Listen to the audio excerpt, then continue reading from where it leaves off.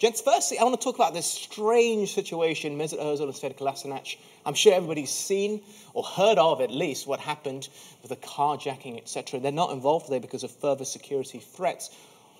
How ridiculous is this?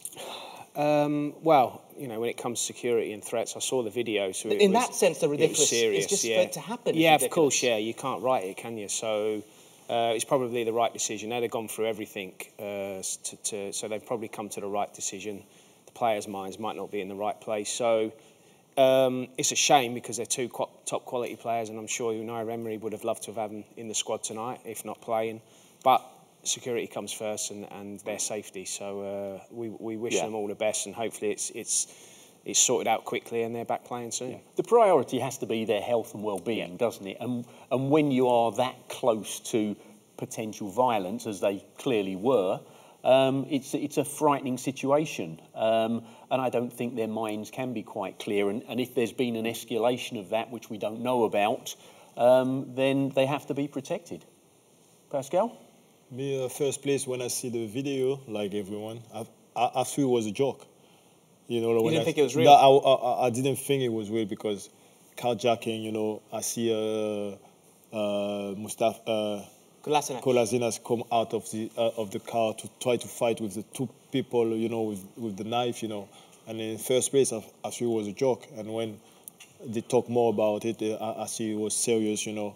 And please, nothing happened to them, you know, because he's a two great player of the Premier League. And well, football aside, they're just humans. You don't want another human to be hurt. That's no. So for the security, it's good, and I think they're safe. I hope the family is safe, and they can keep going play football. Yeah, it's just going to add to the disconnect, though, between fans and players. I know social media has brought fans closer to players.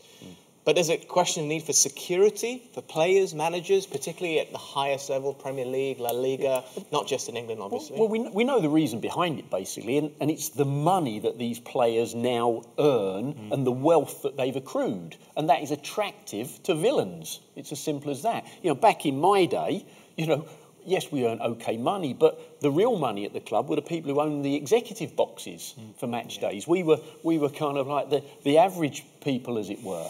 And before me, you know, the players used to go to a game on a bus. You know, the great Jimmy Greaves at Spurs actually went to games on a number 37 bus down the Tottenham High Road. But it's the money. You know, that's where it is, and these players do need protection. It's social media as well doesn't help, does it? Because nowadays you can find out where anyone lives, you can get their phone number, especially if you are on social media. That's why, me personally, I'm on none of it. But, you know, it amazes me really, these top players who are on Twitter, on social media, putting stuff out there.